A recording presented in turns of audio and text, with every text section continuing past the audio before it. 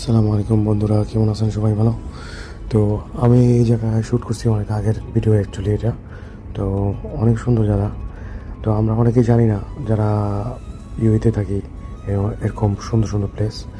তো অনেকে যায় ডাইরেক্টলি কুরপাকনে যাওয়ার আগে এই পার্কটা আছে।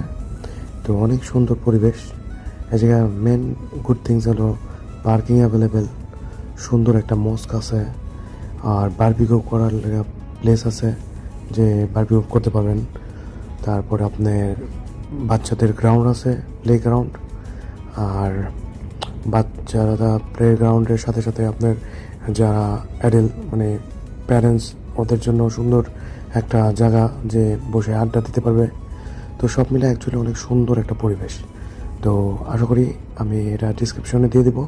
তো যারা আমার ভিডিও দেখবেন তারা অবশ্যই এই জায়গায় ভিজিট করবেন।